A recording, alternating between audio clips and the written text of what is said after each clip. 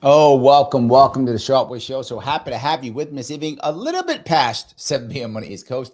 Yes, I am a little bit late today, but that's okay. I was very busy today. I actually had to do an event here in Queens. And on top of that, I had to do a press hit today too. So I was kind of busy, but I am here now, and that is what matters. And I have decided that I haven't done this in a while. It's been over a week now. I know I've been very open in the way I have been doing a lot of my shows, being much more of an open discussion. But in this case, I wanted to make sure that I was doing it an actual AMA.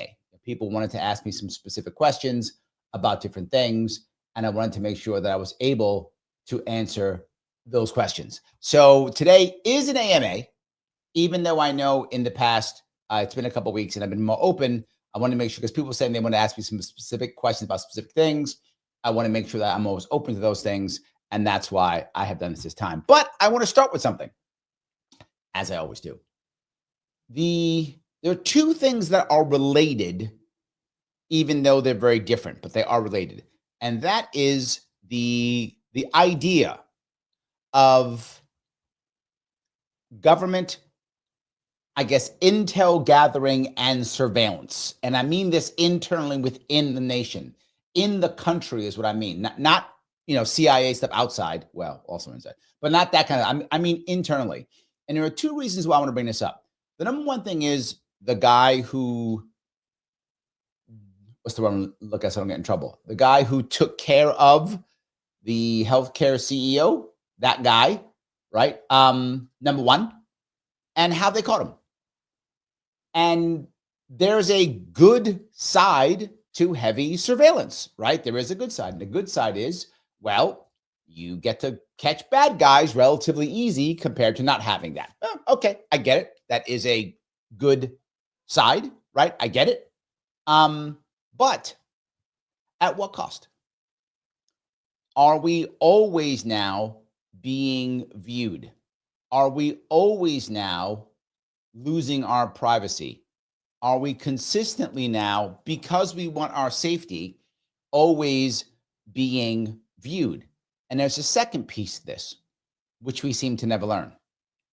And this happened because, for those who maybe recently saw this, I forgot the woman's name, but there was a woman who claimed that 3 young men at her college, or from college, SA'd her, took advantage of her without her consent. How about that? I'll say that again. I'm sitting here on YouTube. And she then literally just recently recanted, made it up completely, made it up totally, absolutely made it up. How is this related? Here's how it's related.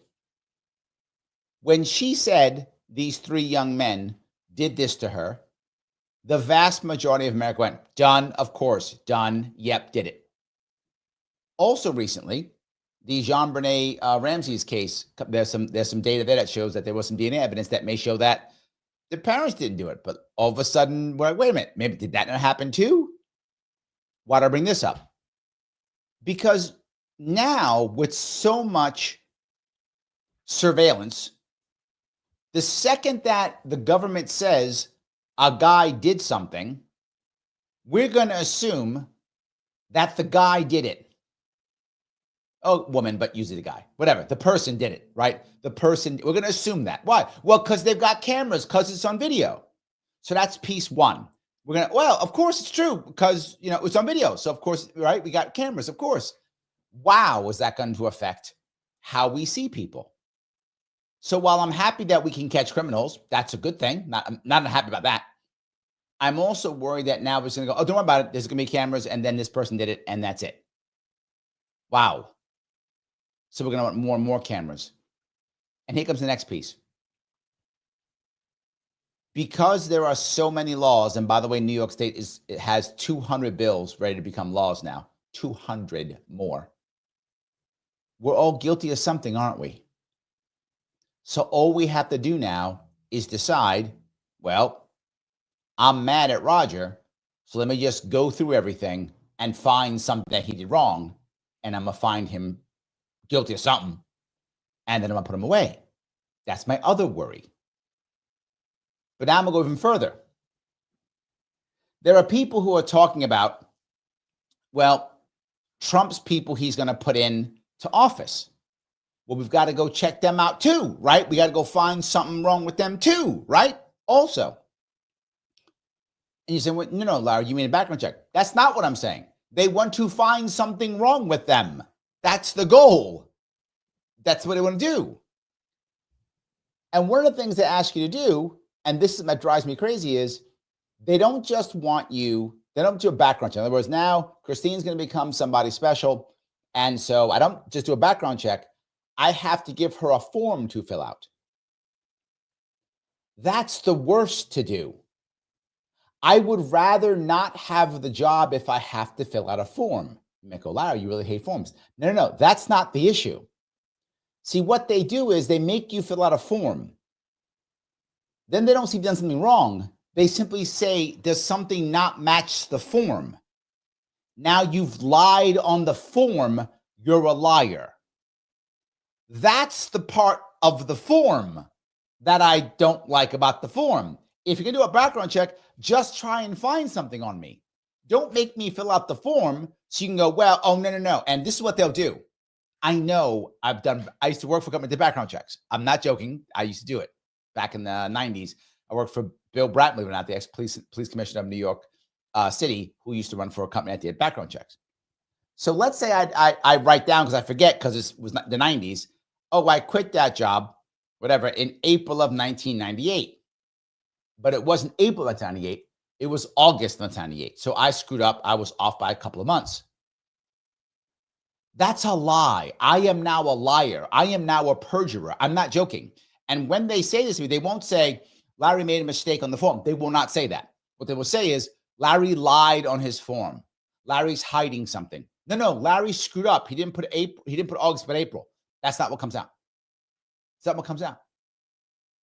So all of these things, they're combined and they're related, but they're not. It's all about government deciding to find you guilty of something, deciding to find you wrong or bad, no matter what, and always being able to do so. Now, here comes the long range of this.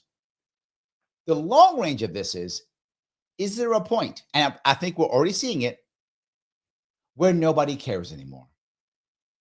And the problem with that is, okay, in my specific case of April to August, I made a mistake. But when Pickleball was doing it, she was scamming. Like, she never even went to the place. She was lying, because she's a liar, not like me. I'm perfectly wonderful, but Pickleball's a liar. So she's just going to make it, she's going to lie. Well, because they were hammering me so bad, I'm like, stop. Now when Pickleball lies, I go, I don't care. So she's lying. She probably wasn't lying anyway. So now the real liars get ignored. The people who are really lying get ignored because they're so busy trying to hurt everybody they can hurt for any single thing. These are the things that I'm thinking about today as I go through my day, right? You think, well, Larry, what is he doing? He's going to maybe watch the game or something. No, Larry's thinking about stuff like that. That's what I was thinking about today. And that's why I wanted to bring this up, because this kind of stuff drives me nuts. And I feel like the backlash is going to be so bad, right? I heard guys say this. Was a comedian, some podcaster. He's saying that he was everyone getting accused of SA, you know what that means, SA, against women, that now he assumes that everyone is lying. No, it does happen, right? Of course, some people lie, of course, but it actually does happen. So there are people literally who do it, and now people, don't believe it. But no, it happened. Don't believe it. Because I've heard it so many times, I no longer believe it anymore. Or even don't believe it, I no longer see the pain in it because I become numb. That's the piece, because I become numb. Piggy, by the way, you've got some defenders here, so that's good. So maybe an outline after all. But no, that's the piece I want to bring up. That's been kind of in my gut today, kind of been bugging me a bit. And I wanted to bring that up just to kind of get that off. So let me move on if I could. I'm going to grab a bunch of comments and questions if we can. So Vivek says, it is a net bad. If you give them an inch, they take a mile. Yes, my exact point. You and I are reading. We are reading from the same page here. For FISA, there is a bill that you had to get a warrant for surveillance. But even that bill barely failed. Thanks, Speaker Mike Johnson. No, the issue with FISA courts is, again, it's judges. And sadly, our judges, except for the most senior judges, just don't seem to care about the Constitution at all. That's secondary. That's tertiary. So I think that's one of the pieces for sure, right? I think that's an issue that bothers me tremendously. So yeah, I'm with you on that one. So yeah. All right. Let me grab hold on here. Kim says, Larry, never 3 minutes late, calling a welfare check. I'm good. You don't got to swap me. I'm good. We're fine. Yes. Absolutely, yes. Roger says, good. I think he means as long as it doesn't violate the 4th and 14th Amendments of due process and prohibition against warrantless searches. But here's the problem, Roger. While I get that conceptually, I do. The problem is you have it to where judges just sign warrants for everything, right? The example I'll give you is what they did with Dexter Taylor here in New York, a man where there was literally no evidence of him selling a firearm anywhere, no evidence of him trying to sell firearms anywhere, no evidence of him using it in any way, shape, or form, buying everything legally, and the judge was okay with a no-knock warrant with the SWAT team. Why? Why? That didn't violate anything because he got his due process. They said, here it is. And the judge went, okay, and signed it. Versus them going, hey, wait a minute. He has no criminal record, no background of violence, no evidence of violence. Why don't we just grab him off the street when he goes to the store or something? How about that? And question him there or arrest him there. Why do we have to do a 5 o'clock in the morning, kick in his door raid and take everything? Why? For what reason? This is the thing, right? So I get you conceptually, but we're constantly doing it. We have to have a better judiciary for that to actually work. That's my worry with that. So yes. All righty. And he goes on to say, there's no privacy in public spaces. Yes. However, does that mean we have to be surveilled? Right? Does it mean we have to be surveilled? And the second piece is, culturally, do we want to have a camera every place we go? I mean, maybe, but again, that's a huge change in our culture, that we just accept it, that if I'm not literally locked away in my home with my window shades closed, that there's a camera on me. I mean, again, if we as a culture go, yeah, that's fine, I get it, I'm not sure we're there, right? Christine goes on to say, thank you for being a member, Christine. Makes it real easy for the government to gaslight the public and frame a target. Thank you. My worry exactly. So now we've just decided for some reason that Pinkerbell's a liar. I don't know why we did that, but we did. So now something goes wrong and we go, well, Pinkerbell did it. How do we know? Well, no, see, I asked her to fill out a form on where she was on this night and that night. And she said she left this place at 9 p.m. But here's a picture of her in an Uber at 9 p.m. That's the thing. Remember I called her a liar? Remember? Proof. So look, the Uber says 9. Her form says 9. How can she be at the place and an Uber at the same time? Clearly she's a liar. So again, now we get to my one-word sentence. She's a liar. So everything she says is now suspect. She probably should go to jail for something. You're exactly right. And now that goes off to everything. And then there's a video of her. Of course, there's a video of her in the Uber at 9 p.m. And then a clip photo of the form she filled out said 9 a.m. Oh, see that? There we go. I agree with you. Now, it also does make it easier to catch bad guys. So that's the good thing, right? There's a good side to this too. It's not only bad. I mean, it's bad, but there is a good side. A good side is you get to capture bad guys. That's a good thing. But I do worry about the rest. I do. Right? Absolutely. In any case, Andrea goes on, again, thank you for being a member. Those who give up essential liberty to purchase little temporary safety deserve neither liberty nor safety, and they'll get neither of them. You're right, Andrea. Oh, thank you for the question. With respect to ballot access, can RFK Jr. run in 2028 as an independent, or did he burn too many bridges with the third parties that helped him? Many felt spurned that he dropped out and endorsed T. Agreed. I don't know when and how RFK Jr. can run in 2020. I don't know, to be forward with you. But you're right. It would be a challenge either way. One thing he cannot do, there's no way he can go Democrat. The Democratic Party would have to make such a massive change. I can't imagine the kind of change they would have to make for that to be true. I don't know how they'd be able to make that kind of change. It seems literally impossible. It'd be a massive change. I can't imagine him running in the Democratic Party. The Democrat elites hate him. They see him as a traitor. They see him as a turncoat. They would never bring him back in. I mean, there'd be a massive change in the entire country for that to happen. So I don't see him running Democrat at all. I think he'll have to run either some third party or he'll have to run Republican, one of the two. If he's going to run independent, assuming he's going to run, he may not even run, but assuming he's going to run in 2028, he will have to start, to your point, working on one independent party early, like 2027, early 2027, like 2 years early, working on them now, whether he picks Green, Libertarian. I think his best chance would be Libertarian still. And because, again, he has chatted with them in the past, he's a lifetime member. Not going to be easy, though, right? Libertarians aren't going to trust him. Same thing. It'd take time to do that. Could he do it? Yes, it's possible. And I think he'd have to. The best way to get a third party for someone like him to run for president is for him to be very forward and make it openly and directly transparent. Like, not try to go, I'm really a Green Party guy, or I'm really libertarian. They're not going to buy it. Just go, okay, I'm not the thing, in this case, libertarian or green, whatever. Where say, oh, green libertarian, really. I mean, unless he raises another X million dollars to try to do this all over again, one of the two, whichever he picks, and he'll have to say, here are the things that I agree with you on. But this is transactional. And be open, just say it. Like, go to libertarians and go, here's my libertarian views.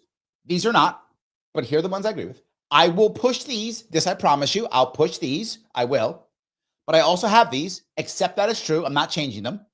But here's where I am. And this needs to be transactional, meaning I just want ballot access so I can win the presidency. After that, you guys go your own way. You'll get ballot access because of me. You'll get more than a 5% because of me. You'll be on the map because of me. This is a transaction I want to do. That doesn't mean the Libertarian Party would accept him, but that would be the only way for them to go, okay, let's have a conversation. And then the delegates will vote. Are they okay with the transaction or not? And if he starts early, he'll get a feel for, is the party leaning that way? By 2028, I have no idea what the Libertarian Party is going to be like. They might be like, yep, we'll do it. But they're like, no way, 100% no. Wherever they are. And then if it's good, keep it, go for it, make the transaction. If not, go to Green Party. Say the same thing. Here's where I am in the Green Party. I agree with these things. These I don't. I'm not going to change them. So do you want a transaction to where I'll go ahead, run, try to win the presidency, and then we'll go our own ways, right? He has to be open and transactional and see if either party around 2027 or 2028 is open to the transaction. I mean, there'll be factions in both parties that'll be 100% against it. They're going to be purity tests, no. But at least if he's straight up open, straight up honest, there is a chance that he could get either of those two parties if he wants to go that route. His other answer is to go Republican route. He could do that too. If he does that, though, he's going to have to start figuring out who's going to be his running mate. It will probably have to be much more of a mainstream's wrong, lifetime-ish Republican, that kind of person that everyone knows is a true Republican, almost the way Trump picked Pence as a conservative. He'd have to find someone like that that the Republican Party would accept as, okay, he's one of those guys. And even that would be tough. Like, that still was not an easy thing either. Either way, it's not easy for RFK Jr. It's not easy. It's a hard task either way. But if he found someone who the Republican Party will go, okay, no, this is one of us. He's setting us up for the future. And will he have one or two things? Either no one of massive stature running against him, or like Trump had in 2016, 15, 20 people, right? If he's got like 15, 20 Republicans, if that happens, I don't know, who knows by 2028. And it might because there's no incumbent. If there's like 15 Republicans running for the nomination, he could win because you have the biggest chunk, right? His chunk will be 50%. It'll be 15% or whatever his chunk is. But if you got 50 people running, that could be enough. It's kind of how Trump won in 2016. Trump never had more than 50% of the party in the primaries, right? But he always had more than all the rest. And he just kind of rolled them all up. So could that happen? Yes. But either way, if he's going to do it, he's got to start in 2027.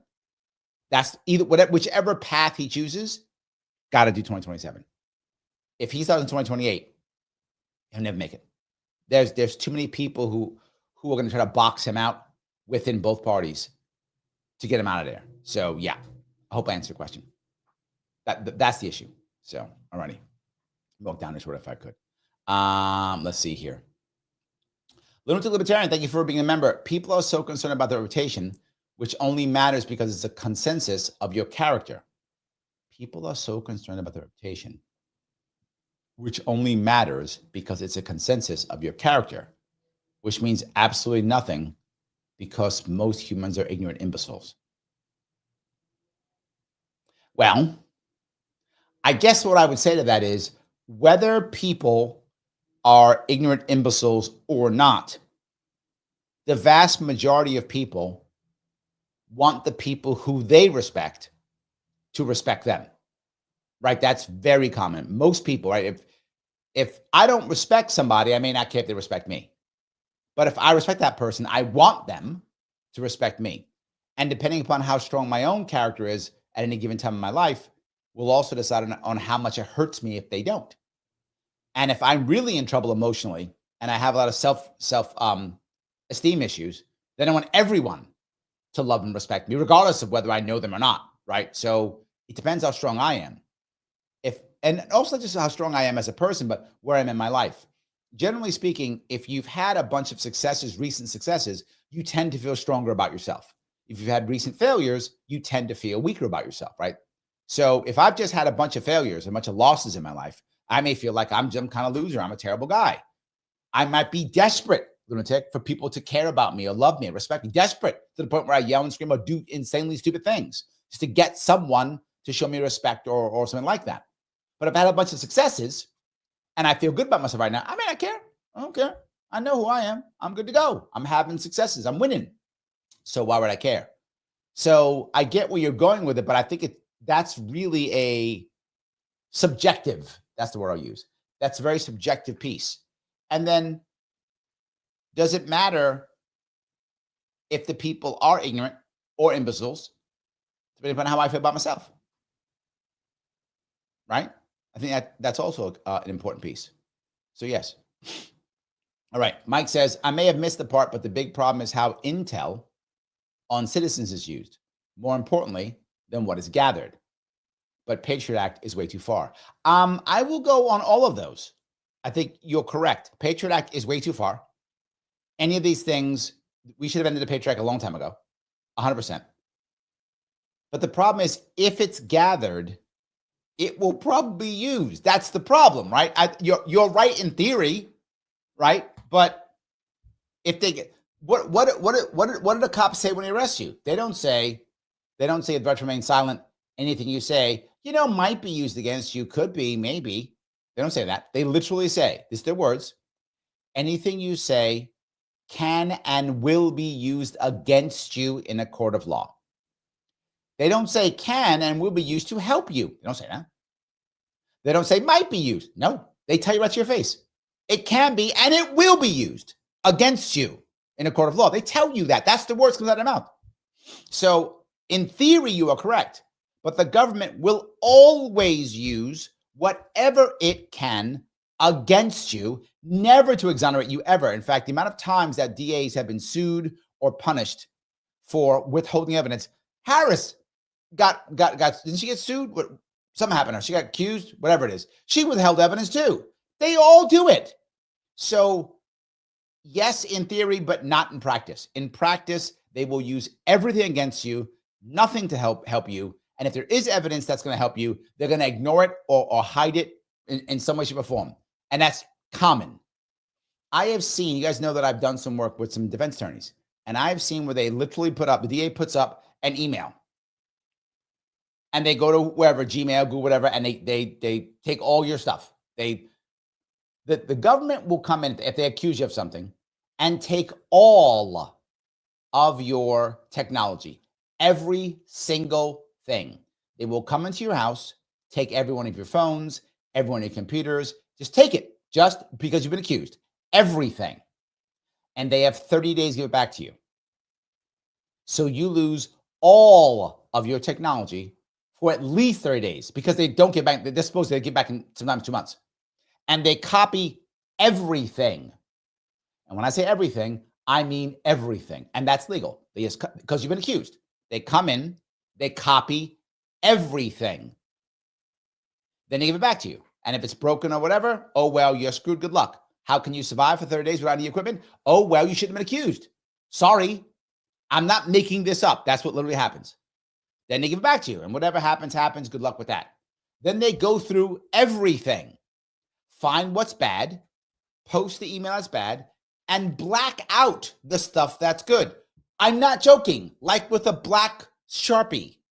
And that's good. They black out and show the jury only the bad. And that's totally legal and what they do. So again, I get what you're saying. Never is done. They just use stuff to hammer you. That's it. So now you have to be able to ensure that your side can now take everything and then copy it and then use and come up with enough stuff, go through everything to find the good stuff to put up. Well, if you have a public defender, that's not happening.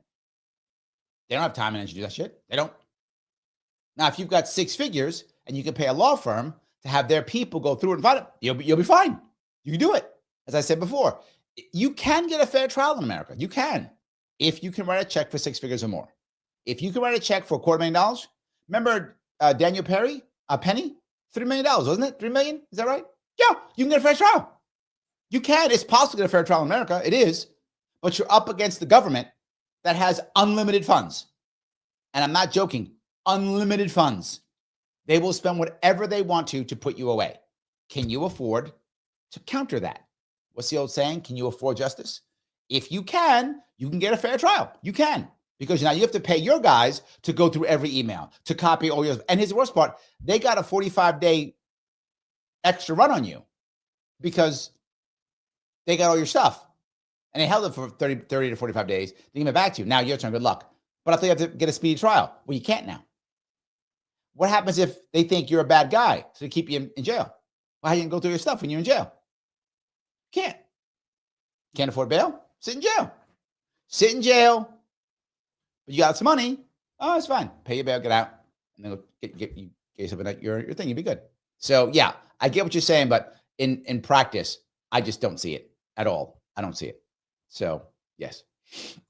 Roger says, now we all know what it's like for the formerly incarcerated who've already paid their debt to society trying to secure a job. Yep. Housing services. Yep. Endangered loved ones who already received. Yes. See this. You are absolutely right on this one, Roger, and it drives me crazy.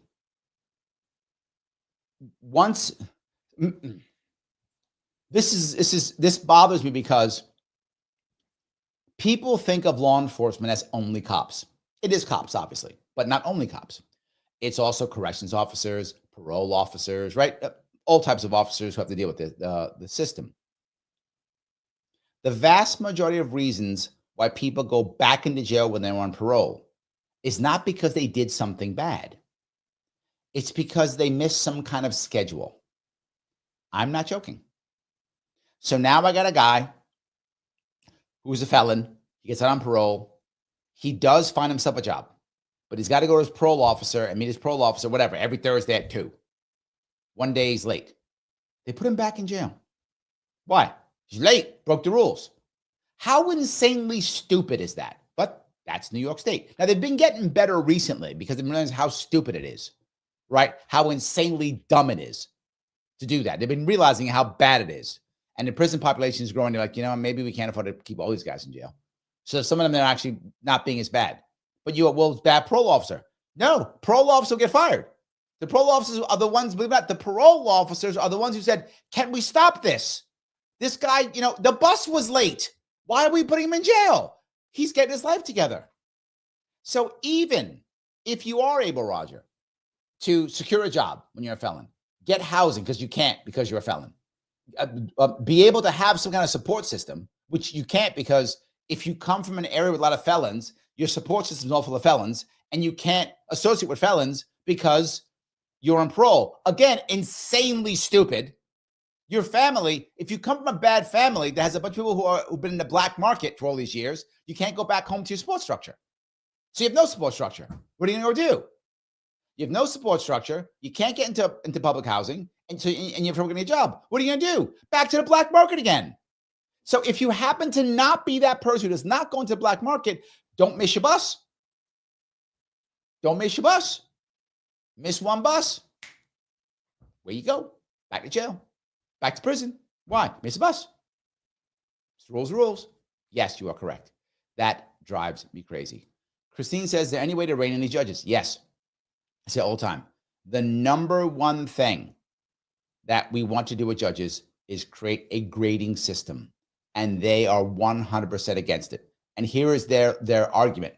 Their argument is, I'm not joking, it's jury tampering. Yes. The argument is it's jury tampering. You can't do that because then the jury will make a judgment upon the judge. Good. You're a garbage judge. You can no longer be a judge. Go away. Go find something else to do. You're clearly biased and terrible. So go away. But again, to my other point, Christine, they are more concerned. I've talked about this last week. They are more concerned with the system than they are justice. I think I want to mention this to some of you. I think it was last week. I forgot when. I think this was maybe 15 years ago, maybe more, 20 years ago. They were showing the Chicago system on the Illinois system, how bad it was. They were putting so many people away and on death row who shouldn't be on death row. That Illinois was murdering innocent people at a massive, I forgot what the rate was, like 20%, whatever. It was a high rate, whatever it was, but they were murdering these people at a high rate. And there were literally lawyers who argued to not change the system. And they were like, okay, we're murdering our innocent citizens. He was like, yes. But you want us to stop? Yes. Okay, why do you want us to stop murdering innocent people? For the sake of trust in the system.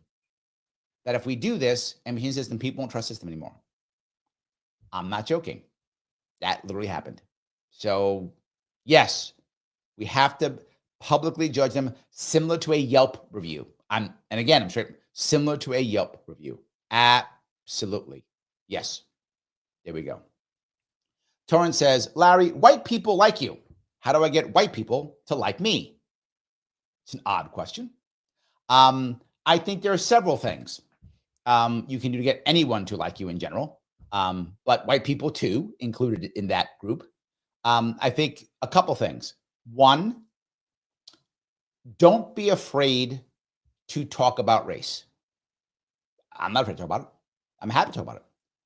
And when I talk about it, don't assume that the person who is talking about race, even if they say things that are bad or weird or odd, that their intent is malicious. And this is very hard in today's world. Today's world, most people are prepared to look for a slight in anything. It's just who they are. Not just white, black, that's everybody. Everyone's prepared to have a slight. And I remember, this is probably about a year ago, I actually had someone get mad at me. And I said, don't you understand that because someone says something that's racist or sexist or whatever, Islamophobic, or whatever it might be, and it was based off of a homophobic slur. And I said, don't you understand, just because a person says that doesn't mean they're homophobic or racist or whatever. Of course it does. They said, no. They could just be an ass. They could just be an ass. They could just be a jerk, right? So if I know that you don't like gay people and I'm mad at you and I'm a real jerk and I just want to hurt you because that's the kind of guy I am, I will use a gay slur against you because I know it will hurt you and make you mad and trigger you, not because I care either way about gay people. If I know race is sensitive to you, I will use a racial slur against you. Whether I care about race is irrelevant. I'm just an ass, and I just want to hurt you, so I will do it, right? If I know gender bothers you and I want to hurt you, I will use the gender slur because I want to hurt you, not because I care either way about gender. That doesn't mean I'm not some way racist or bigoted. I mean, I might be, but that isn't the point. The point is people will do it often. So it's very hard for people to understand that. I'm asking everyone to realize that. It doesn't mean that by default. Also means the person can be ignorant. They may say things. I remember, I tell a story. This is a true story. So this is maybe 20 years ago, 30, I forgot when it was. It was a while ago. I'm working for a company. I'm a sales rep. Everybody's white in the entire office. Everybody's white. And so the woman doesn't know if she should use the phrase African American or black. She has no idea what to say. Like, what's the politically correct word to say? She's telling a story about some guy digging a hole, right? She saw this guy, he's in the front yard. He's digging a hole in his front yard. She's telling a story. And she goes, this guy, and she wants to say that he's black, but she doesn't know what to say because I'm in the room now. So now it's awkward because I'm in the room. If a white people in the room, she doesn't care. She can say whatever she wants, right? But now I'm in the room. She's like, she goes, yeah, just colored guy. And I'm like, oh no, you didn't just say that. But I wasn't mad at her. Why was I not mad? Because her intent was to say the right thing. She just didn't know what to say. She said, is black like wrong now? Now myself, I like being called black. I don't have a problem, right? That's me personally, right? But some people don't like it. They might be called African American, whatever. You do you. My point being is I didn't immediately assume she was bad or wrong or bigoted or anything like that. I went, don't worry, black's fine. That's all I said. And she went, black. I said, yeah, it's fine. She went, okay, yeah, this guy, he was doing this thing, and she just went on. And like, she felt like, okay, I don't have to be on my guard here. And to be forward, in today's world, there are a lot more people who integrate naturally, but there are still places where people hardly ever integrate. So if you're in a world where people aren't integrating, and then you happen to be one of the people who is the oddball in whatever case, and this, by the way, isn't just for black and white. This could be you being in any group of people who aren't you, whatever that issue is, right? You could be the only straight guy in a group of gay people, only gay person in a group of straight guys, whatever. I mean, there's any mix or match, right? You could be the only Asian guy at a Mexican restaurant, whatever. Who cares, right? Whatever it is, the only Mets fan in the Yankee game, right? But if people don't feel like they have to be on eggshells around you, they tend to be happier with you. If you say the phrases like, let's have a conversation and talk, they tend to be happy to do that. To be funny on this one, if you're around people, in the case you're asking about white people, who have a lot of black friends, they don't care. If you're around white people who don't have a lot of black friends, they want to. Many white people want to have black friends. It's a common thing. And I'm not trying to be funny on this. It's true. Not just black. They want to have lots of friends, right? To include, I should be clear on that, to include black friends, right? So if you're their black friend, it's okay. And for some people, I am their black friend. For some people, it's true. So I hope that makes sense. Hope that was clearer. I know I went long on that, but yeah. Torrance goes on to say, thanks, Larry. I love white people. Race is a fun topic for comedy, but if white people are not laughing, I'm not selling tickets. It's true. Yes, it's true. Absolutely. P says, grading system. Yes, Yelp system for the judges. I'm with you already. I was thinking about this. The details and who grades. Also, statistical info can help. I had a broadly similar idea, but the grading is the tricky part. Well, I think the people who grade have to be the people who've interacted. So you could have, if in the case of a, say, criminal judge, you could have both DA and prosecutor. DA, prosecutor, same. Sorry, DA and defense attorney could have them grade. You probably would have to be, I assume would have to be anonymous, or the judges would punish the people who punish them. So that'd be anonymous in some way if you did that. So it couldn't be run by government. It had to be run by a private company, because government would just give everything to the judges and the judges would just punish everybody. So that you couldn't do that. And juries. And if a judge ever punishes a juror for any reason, and we don't immediately impeach him with that judge, then we deserve whatever we get. If a judge would ever punish a juror, that judge should be immediately impeached, removed, and never allowed to be part of government ever again in their life. And they should lose a pension. You should never punish a juror. So I think jurors and I think the attorneys should be the ones who judge. And if it's family court, it has to be, of course, the attorneys also and the actual people in the court. And the goal isn't necessarily about grading, meaning how good they are. I mean, that could be part of it, but I'm concerned more about how biased they are more than anything else. That's a more important piece, because anyone can argue whether a judge is good or bad. That's judgment. But bias, well, then you can't be a judge. You have to be impartial. And many of them are just not even close to impartial. I mean, obviously not impartial. That'd be my biggest issue. So I hope I answered your question on that one piece. Thank you for popping in there. So yes. The AC says it can't be used to help you. It can be. That's incorrect. It can be. And how can it be? You can you could, in theory, I mean, this is theoretical. You're saying can't, I'm saying can. You could, if you wanted to, take something that shows that, something is there that helps somebody, and then hand it over to the defense attorney. That would be used to help. You could do that, but they don't. They literally keep it. So, all right. So say, for example, they find out that there's a receipt showing that, there's a receipt showing that Pickerbell didn't do the thing. She was someplace else. If they hand that receipt over to defense, that helped. They don't. They either forget it, say they lost it, have the cops get rid of it, whatever. I'm not making that up. That happens. This happens all the time. So it can be. They just don't. So I hope that makes sense. So, all right, let me grab some more of these guys. I appreciate all the comments and questions. So I want to go through these if I can and make sure I don't miss so many of them. Since this is actually they Ask Me Anything, I kind of want to try to do my best to make that happen. So, all righty. Lunatic says, when you look at each state's legislation, everything's illegal. That is accurate. Yes, we're all committing crimes all the time. Lunatic, you're 100% correct. We are committing crimes all the time. Yes. All righty. Let me keep going down these if I could. I answered that question. Good. Harold says, we should have cameras watching the politicians, not the public. Yes. Well done. Yes. Mike Voss says, the intent to find something to crush public with is insane violation. It's corruption sold on lie of safety. We did call that part out. But it is so ingrained, insanely ingrained. I don't know how we stop it. Andrew says, in a publicly funded building or space, does policy triumph law?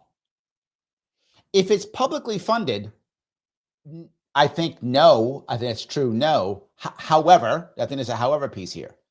We as a society could say it's against the law to just randomly use this stuff. This goes to Mike's point, right? You'd have to somehow get the legislature to pass a law saying anything in a public space, right, cannot be used unless X, Y, and Z. Now, in theory, I think Mike is correct, meaning a judge should have to say, no, you cannot show anything unless there is probable cause or something. And in theory, that makes sense, but just go, oh yeah, everything, take it all. That's what constantly happens, right? So I don't know how you fix that. There have to be some kind of law. I think you're right. Policy wouldn't trump law in that case. But most of these things are private, cameras in people's front lawns and stuff. So I don't know. Piggyback says the normalization of constant surveillance is societally detrimental. Part of why I reject Elf on the Shelf. That's cute. But let me push back on this, because this is what I've heard. So you tell me if I'm pushing back wrong. And I'm not sure I even agree with this. I'm going to give an argument that I may disagree with, but it is an argument that I've heard and I get, like, it makes sense. The idea specifically in urban areas, the concept, and this is a sociologist concept. The concept is that cities by default create sociopaths. This is the concept. So just hear me out before you yell at me. It's the concept that cities create sociopaths. Why? Because humans are only meant to be in small tribes. And once we come into large cities, we by default have to shut ourselves off. So we become sociopathic. That's when we watch the poor person in the street die and don't care, or we walk by the burning building, someone else take care of it. That by default, it creates sociopathic activity, sociopathic thoughts, sociopathic actions in people who aren't naturally sociopathic. That is the argument that has been given by some sociologists. With that in mind, they then say, well, now the idea of being on camera is a good thing, because the cameras, if everyone knows you're being viewed, then that creates a form of shame or public responsibility that you cannot get in a modern day urban area. So there is my pushback, Peekabell, that in the long run, it actually helps. It's not detrimental. It's actually helpful. I don't know. You can tell me if I'm crazy or not. I just want to give you that concept. I'm not sure I actually buy it, but I get the argument. Like, the argument is a logical argument. I do get that. Yes. Christine goes on and says, no cameras everywhere. It's a TSA all over again. How safe are we really? Well, the TSA actually is not helping. I mean, the TSA literally creates, the TSA creates more felonies than it stops. I'm not joking. Like, we arrest more TSA agents than they arrest. So yeah, they're worse. We're actually less safe with them. Literally, they commit more crimes than the people they're going after. So yeah, I think that's true. I don't know. So anyway, the AC says, have you all seen the thing where people are posting edited photos of them with the man who took out the CEO with a caption saying they hung out all day on the 4th? No, I did not. That's actually, I mean, terrible for the CS fan, but that's actually funny. Yeah. That's right. Yeah. Roger says, Taylor and Penny show the racial bias in the justice system. Only you from the right stood up for the black man, Larry. No one was outraged that Taylor went to prison. Why did conventional media? Why did con media cover it? No, I'm with you. I think you're right. Look, some people covered Taylor, not as much as I'd like, obviously. So some people did. And I would like more, obviously, to cover him. Dexter Taylor went in jail for nothing, literally for nothing. So, yeah. Anyway, I'm sorry. Some conservative media did cover him, right? But mainstream did not. I think you're right. Liberty says, Larry, if we can get your Rumble account over 300 followers by next week, can we possibly have a Rumble only AMA next time after the holidays? Would love to get over 300 by Christmas. Go over to Rumble at Larry Sharpe. Sure, I'm happy with something special on Rumble. I do have some people over here. Americua, I don't know if I was saying the name right, says, who runs is more dependent upon how successful Trump is. I think that's true. I think that is accurate. The issue is, this is the problem with the Republican Party right now. For those of you who are supporting the Republican Party, the Republican Party traditionally has not been a very good party of the working class. It's not what it's been. But now it is filled with working class voters. So how does it deal with its elite that is not working class at all, with now a voter base that's filled with working class? How do they square that circle? If they fail at that, the Republican Party is going to suffer in 2028. If they're successful, they're going to dominate for decades. And I mean decades, right? If the Republican Party can successfully square that circle, which is not impossible, but as I always say, these things are challenging. People are stuck in their ways. People want what they want. There are establishment people who don't want things to change. They don't care if they win or lose. They got power. They don't want to get rid of that. That is not an easy thing to do. But if the Republican Party does do it and actually becomes a working class party, if that actually happens, they'll dominate for decades. If they don't, the Democrats who did last time, they will find their charismatic leader who will say the right things, and America will follow them. How do I know that? Bill Clinton. How do I know that? Barack Obama. right? Reagan re-energized the Republican Party in the 80s. I mean, anybody who was around at the time, Reagan just re-energized them, right? Reagan was just slaughtering people, and I mean, just amazing. His politics was great. So who could beat him? Only a Bill Clinton. The Democrats were in trouble. They didn't become a better party. They just found a very charismatic guy who could go in Arsenio Hall and play the saxophone. And again, well done to Bill Clinton. Well done to Bill Clinton, right? He did it. And then you had Bush, who was super popular. Why are you going to fix that? I got an idea. A guy named Barack Obama. Guy who can play basketball and hang out and be a cool guy. Yes. So Democrats, if Republicans are unable to turn that, if they're unable to, the Democrats will find some. I mean, that guy's not there yet, right? We haven't found that person yet, but that person's out there somewhere. There's a very charismatic Democratic some guy going to come out of somewhere, whatever that is. I don't know where it is. I didn't see Clinton coming. I didn't see Barack Obama coming. That person's somewhere, and they're going to pull him out of somewhere. It's going to be like, the state senator out of Washington or something, right? Whatever. And he's going to be charismatic, and he's going to whatever's the cool thing. Maybe he's going to go on Joe Rogan and smoke weed or something. Whatever is the appropriate cool thing of the day, he'll do that thing. People go, oh my God, he's the one. He's the change we need. And he'll say something like hope and change or something. Isn't that what literally that's what Bill Clinton said. He goes, I still believe in a little town called Hope. That's where he was born. He played the Hope, and then Barack Obama did the hope and change thing. This guy will do whatever. And my daughter's name is Hope, or whatever he'll do. And that's what will happen. I wish it wasn't that simple, but it really is. Like, the Republican Party has to do what it needs to do, or Bill Clinton 3.0 will show up and take the Democratic Party back again. That's what will happen.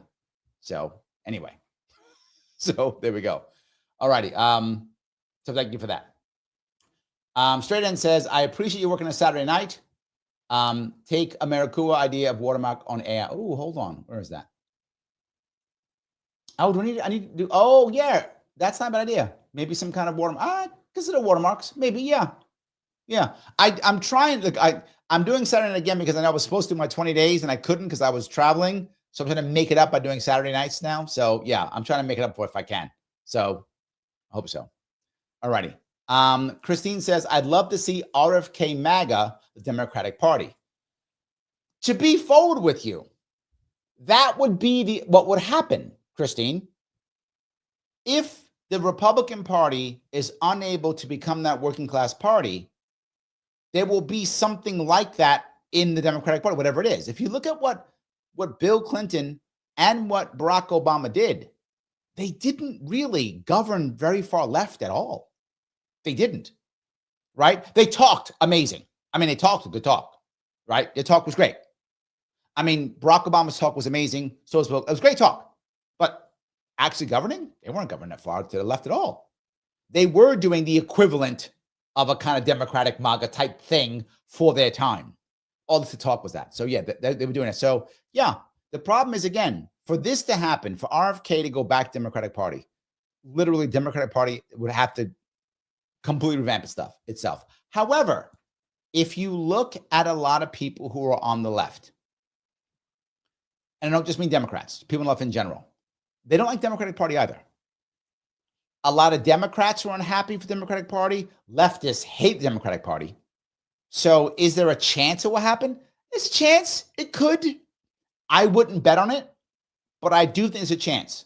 If the Republican Party can't do what it wants and the Democratic Party has a massive change and shifts, it's possible. But you'd have to have people like, I don't know, people like the Young Turks. I mean, not them. Bill Maher. I don't know. Whatever. The people who are currently like Democratic Party adjacent, but lean leftish, but aren't like totally left. You have to have them take over the party somehow. I don't know how that happens. I'm just pulling stuff out, Christine. I can't see it happening. I mean, it could, but I wouldn't bet on it. I can't see that happening. I don't see that can happen. So yeah. The AC goes on to say, the only way he can run as a Democrat is if Trump locks up all the Democrats and he's controlled opposition like the other fast dictatorships. Yes, I think that's possible also. Yes, absolutely. Lunatic says, where does Larry derive his security? How do you ensure it?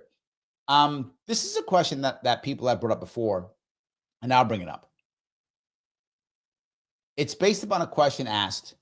And the question is, how do you ensure that someone doesn't trespass on you? What's your number one way, the best way, the absolute best way to ensure no one trespasses on you, whether that's physical, whatever the case? What's the best way, the number one best way? People always say things like, well, I got to have a gun, Second Amendment, good laws, whatever. No, not the best way. Those are ways, but people still trespass, right? The best way is to have an environment to where people don't want to. That's the way you ensure it. You have an environment to where people don't want to. They don't see value in it. They don't see any value. They don't want to do it. They have no desire to do it. That's the best way. Now, that's fantasy. I get it. I'm not fooling myself with this lunatic, but that's the best way. So what should I do?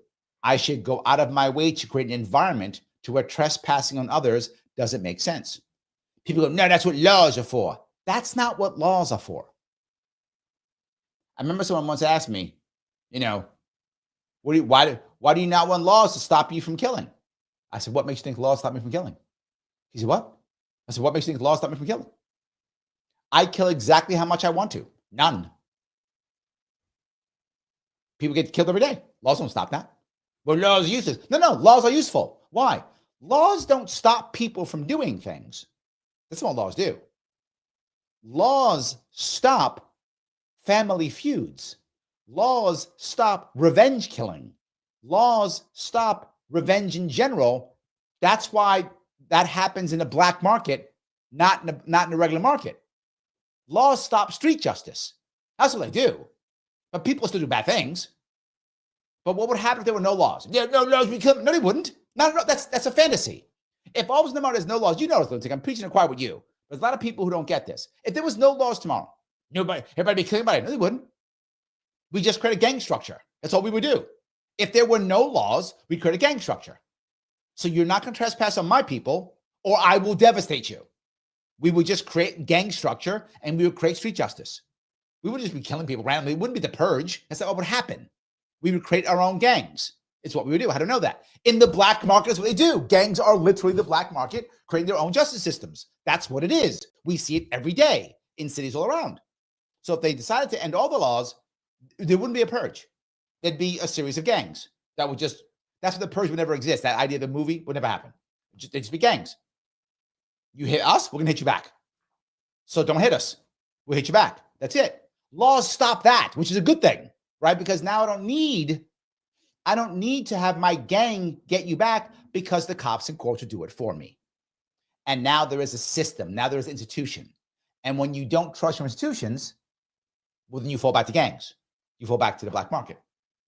So how do I ensure that what laws do is if we trust our institutions, if we believe in them, and if they work well, what laws do is they stop street justice and they stop revenge killing and they stop family feuds that go 30, 40 years like it used to be, right? Those go away if we trust our institutions and they work well. If we don't, we fall back to gangs and feuds that last for decades. Because you hit my guy, I got to hit you twice as hard. You got to hit me 3 times as hard. I got to hit you 4 times as hard. Yeah. So how do I become secure? Nobody wants to. Doesn't make any sense to. Why would I? That's how it is. And then within your own world, you would never do it because you would care. Because you care about your own world. You have goals. You have something to achieve. Right? I was saying when I was on Rogan once, they're talking about all the kids who were doing the school pew-pews. I know I got to speak this way because of YouTube. And I said, it's not guns that are killing our kids. It's not. It's 3 things that are killing our kids. Lack of purpose, lack of community, and loneliness. That's it. Every kid who goes out and does that thing, those 3 things are true. Lack of community, lack of purpose, and lonely. You give a kid purpose, they got stuff to do. They can't go do that. They got stuff to do. You might say, Larry, that sounds stupid. No, that's real.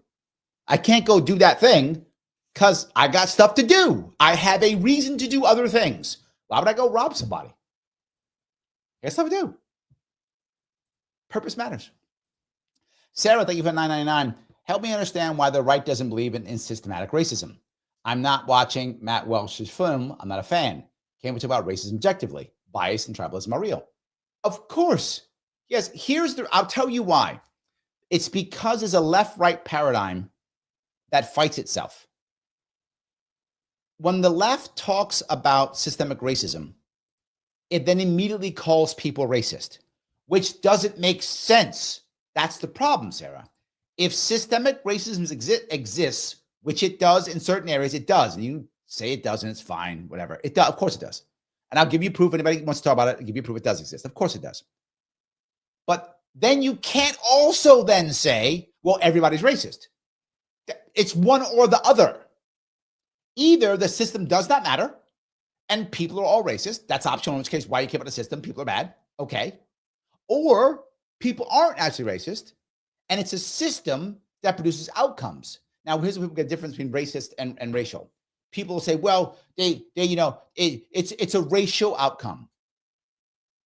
That is a semantic word that ignores the emotions behind it. If you're watching people of color, Black people particularly, go to jail at much higher rates than white people who do the same thing and act the same way, you saying, well, it's not racist, it's racial, simply dismisses them. And the reason why you won't say racist is because you don't like it. It makes you feel bad.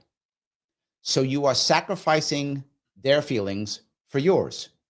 If I'm attacking a system, I'm not attacking you by default, right? By default. I'm not saying you are racist. I mean, the system is. Doesn't matter who's in it. Here's what you don't understand. People don't get. Black cops kill Black people too. It's not like only white cops kill Black people. Black cops kill Black people too. That should tell you it's a system problem, not a racist problem. But we don't want to hear that. So let's have a conversation. Why are so many, and I've said 1,000, I'll keep saying it, because in 1994, Bill Clinton was okay with, and Joe Biden wrote a crime bill that put 100,000 more cops into Black neighborhoods. Well, if Black neighborhoods have 100,000 more cops in their neighborhoods than white people do, there are going to be more arrests of Black people. Why? There's 100,000 more cops having issues with Black people. This is not rocket science. I don't have to have a degree in, I don't know, psychology to know this. That's systemic. They made a system that put 100,000 cops in Black neighborhoods. What did you think was going to happen? They knew it was going to happen. Then you made laws that said if you had crack, you would go to jail for 5 times longer than if you had cocaine. Well, we knew there was more crack in the Black neighborhoods. So you made a system that put more Black people in jail for longer. Does that make the cops racist? Does it make the judges racist? Does it make the corrections officer racist? No. Now, are there people in those fields who are racist? Of course, there's racists everywhere. Of course, you'll find them. But it doesn't mean that all cops are racist or all judges are racist. No. The system tells them what to do and they react within their system. That's systemic racism. It doesn't mean the people are racist. You could be, Black cops put Black people away. Black judges. In fact, the judge who put Dexter Taylor away is a Black woman. Yes. Is she now racist? Now, is that system racist? Yes. Gun control is racist. Now, why would you say that? New York State, from the SAFE Act on, 90% of all gun charges have been put upon Black men. 90%. Not 19, 90%. 90% on Black men. I'm sorry, Black and Hispanic. Black and Hispanic men. Black and Hispanic men. 90%. That's a racist system. Does it mean white people don't rob people? White people don't have guns in New York State? Only Black and Hispanic people do? It's a racist system. Does that mean that the DA is a racist? No. A lot of DAs are black or Hispanic. You see it all the time. So, yes. Now, does that go to bias and tribalism? Yeah, because a lot of the black and Hispanic people who are DAs and judges, they are elite blacks and elite Hispanics. So what is that? That's a class issue. Just remember my race. That's a class issue. That's the poors over there. We can put them in jail. Those the poors over there. They didn't go to Ivy League schools. They didn't go to jail. I don't care if they're black. I don't care if they're Hispanic. They're not one of me. They're not like me because I'm the cool black kid. I'm the cool Hispanic kid. So yes, the issue is we have to accept that we get outcomes by systems. And we can have a comment. I just had one just now. We just had it right now. Just talking about it, right? That's how it actually works. So when people tell me there's such thing as systemic racism, oh, great. So people are just racist? America's racist? No, America's not racist. Then it's systemic? No, it's not systemic. Oh, okay. So black people are just bad? Then they go, say it.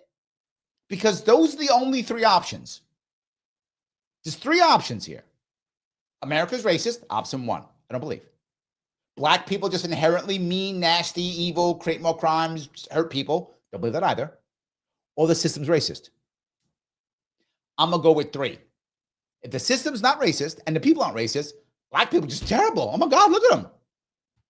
Now, if you think that, then you're racist. You've answered your own question at that point. I hope that was clear. So, and again, I'm just having conversations. So, yes. All righty.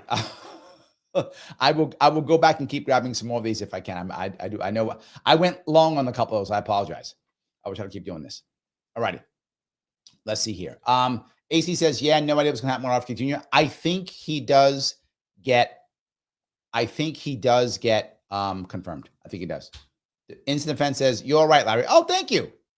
I like that. Yes. Christine says, Larry, what are the chances of Trump axing the Patriot Act? I do not think so at all. I wish he would. I hope he would. I don't think so. And again, why? Because does he like it? No, he doesn't like it. He wants it gone. I think he does. A lot of it, I don't know if he does. I don't know if he actually cares. But I know a lot of people around him have openly said they want it gone. But he put Rubio as his Secretary of State. And his focus is going to be on making the military strong. The Patriot Act is one of the best ways that the military-industrial complex makes money. It's a moneymaker. And it keeps a lot of people, it keeps the feds happy putting people away. You can put a lot of people on Patriot Act. You can do what Patriot Act allows you to arrest everybody for everything. Patriot Act allows you to blow people up, Americans up. I mean, look, do I want him to? Yes. Do I see it? No. There's just too many presidents love using the Patriot Act to blow people up. These do. I hope I'm wrong, Christine. I don't see it. Yes. Christine says, it's okay to withhold evidence if you have a D next to your name. Also accurate. Yes. Also accurate. Yes. All righty. Kaiwan says, I really hope he gets the proper people in his cabinet because I don't want another neocon or paleo-conservative group going into Trump's cabinet. I don't think we're done. I think there will be more. I think we have to go back and forth. So yes. Roger says, they take your stuff without due process or warrant, Larry. No, that's my point. I was right with you. They do have a warrant. That I'm sorry, I should make clear. That was my point. You were saying if it doesn't do the Fourth and the 14th Amendment, it's not. In fact, literally, America just said it. Larry, I respectfully say the Fourth, the system is ineffective. Yeah. The problem is judges just say yes to everything. Literally, the DA will go in and go, hey, judge, we need to go into Rogers' house and take every single piece of technology he has because he might have done this thing. We need everything. Everything? Yeah, every single thing. Oh, and get his car too. Well, because he might escape. Damn. Yeah, but everything. Oh, we have such his car. Everything in it, just take it. Judge will go, okay, sign it. The judge won't go, okay, why? He won't do that. I wish he would. Why is he taking everything? Well, because everything. Can't you just take his phone? Wouldn't that have all the stuff in it? Yeah, but now we got to take everything. Okay, can you just take his computer, laptop, whatever? Can't you just? No, everything. We have to go into every nook and cranny and take every piece of technology. And the judge will go, okay.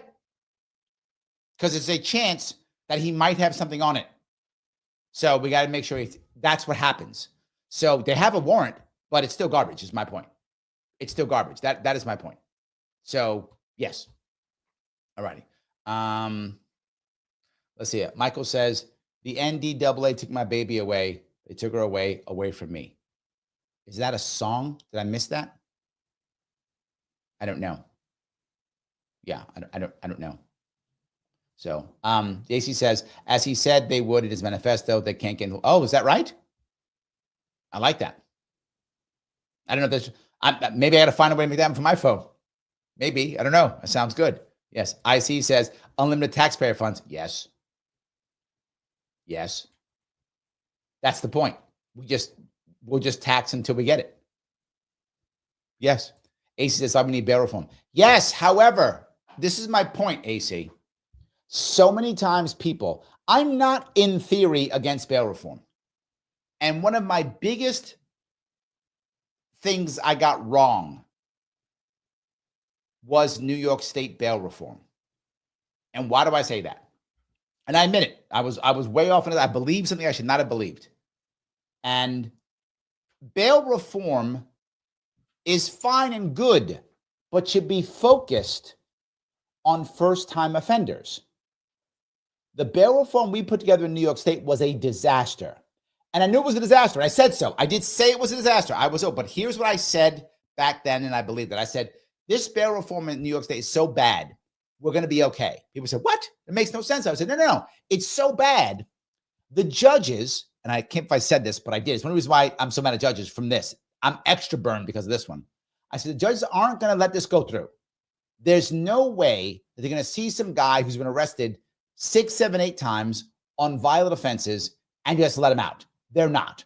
They're going to keep him in jail, and then they'll be appealed. There'll be appellate court decisions, and they will fix this law in the courtrooms, right? They'll fix it on the bench. They will create precedent, and they will fix it this way because clearly the assembly has failed and Cuomo has failed, right? And the governor has failed. Clearly that's true. We'll be fine. I couldn't believe it. Oh my God, was I wrong? The judges went, okay. Guy's been arrested. Guy's been convicted multiple times. I'm not joking. There are guys who they were arrested because they didn't show up to the bench when it was supposed to. They missed their court appearance. That's why they got arrested. And they let them out and hope they come to the next court appearance. And that person commits crimes. In New York City, there's like 300 people who create most of the crimes. I'm not making that up. That's a true thing. They say it. Those 300 they kept letting out. Bail reform is a real thing and should exist and is real and affects people and hurts people. Bail does. You are correct. But not for someone who's been convicted 3 times. I'm not even making this up. That's a thing. And I just couldn't believe the judges would do it. And boy, was I wrong. It made me hate them even more. And I asked Judge about it. I was upstate and I asked Judge about it. I said, why are you guys doing this? And he told me, he's in front of his woman. He told me. He said, Larry, you don't understand. We got to do it. I said, what are you talking about? Why? You're not punished, right? If the judges don't get impeached in New York. That doesn't happen, right? So if a judge goes, I'm not letting this guy out. He's literally a violent felon who doesn't show up to court and didn't show up last time. So we know he's not going to show up again. He's been convicted multiple times. I'm not letting him back out. What's going to happen? You gonna get fired? No. He said it's pressure they get from the party. Yes. As I've told you more than once, the judges in New York State, and I'm assuming other states, but I don't know that. I know New York State. I don't know other states. I assume it to be true, but I don't know. I know New York State. They're not beholden to the Constitution. They're not beholden to me or you. They're not beholden to anybody except their party infrastructure, which either gets them selected or elected. And as long as the party infrastructure is behind them, they're good. That's all they care about. This is why the only judges who do something that's really decent or care about the Constitution are those who are either very senior or ready to retire, one or the other. They don't care anymore, right? right? Or ready to retire, a senior, or they have amassed their own political power within the structure themselves to where they built up enough people who owe them power, money, favors, and stuff, but they don't care. They have enough power themselves. Those judges do whatever those judges tend to actually be better judges because they don't worry about what the party thinks. Right? To Christine's point about, well, if you have D by your name, they don't care at that point. They're like, I have my own political power. I don't care. Or I'm already at the top of my game. I'm not getting promoted again. I don't care. Or I'm not going to run again because I'm retiring. So I don't care what you think about me. I will actually care about the Constitution. So yes, you are correct. We need it, but not what we have. It should be focused on first-time offenders. First-time offenders, and I say this for those of you who know, the biggest chance you have of getting your life in order is the first time you're arrested. For those of you who've been around people who have been in the black market and been arrested, that's the chance where you can actually have a chance at realizing, my God, what have I done? I don't want to do this anymore, right? You have a chance. So give that person a chance. You've been arrested 3, 4, 5 times, convicted 3, 4. Stop. I don't mean to be mean. I'm just being real. And you did it again? Stop. I'm just being real. It's how it works. The average person in the New York MTA who was committing crimes. Again, I did a whole show on this, and I showed literally Eric Adams saying this. The average person was arrested, ready for this one? 15 times. I'm not joking. 15 times. If you've been arrested 15 times, and those 15, they're convicted at least 3. At least 3, sometimes 6 or 7. So 15 arrests, 3 convictions. Why are you out again? I don't get it. Tom says, public defender here. The biggest flaw in our criminal system, in my view, is that many people who haven't been convicted of anything have to sit in jail waiting trial. I agree with you. Yes, I agree with you. Yes. And that's my point was, these are first-time offenders. These are people who have not been convicted, who haven't been arrested. My point was, we have a system to where in New York City now, you're arrested 15 times. 15 is the average. Some are arrested more than that. And you've been convicted, all of them at least twice, some 6, 7 times. So you've been convicted multiple times. You've been arrested a dozen or more times, and you got arrested again. And when they arrest you, they bring you in because you got a bench warrant because you didn't show up to your last trial date. At that point, Tom, you can sit in jail. I don't mean to be mean. I'm not trying to be mean. I'm just saying at that point, you can sit in jail. So we should make a rule, like, if you've been convicted once or something, to your point, right? Just because you've been arrested doesn't mean anything. But you've been convicted. And again, and arrested. Maybe it's like a 3 strikes you're out rule. How about that, right? Convicted once, arrested 3 times. Then you don't get it. Okay, whatever. I'm okay with any of these things. Let's find an answer. The current system does not work. That's all I'm saying. The current system does not work. Thomas says, the goal of the system is to put you into the system so they can use the system against you in the future. Yes. Yes, that's one of the systemic issues I brought up, Tom, right? Because, all right, 1994, they throw 100,000 cops into black neighborhoods. Okay, so obviously going to be a bunch of people getting arrested. Well, now that only funded these cops for 2 years. Well, now I got all these cops. No more federal funding. Now what do? What do I do now? Do I fire all these cops? No, people love it. The cops and doing cop shows and cops. Oh, keep doing. Well, okay, now what am I going to do? And I told everybody around me this is the best thing in the world. And I told them we got to arrest all these people. It's going to save the world. It's going to be great once we arrest all these black people. We'll be fine. I told them this. I ran on this. Now what am I going to do? Got to find a way to do this. I know what we do. Civil asset forfeiture. We will just go in and take their stuff. And that will then pay. Well, then how do I get a bunch of stuff? How do I get cash? How do I get goods? Oh, I know.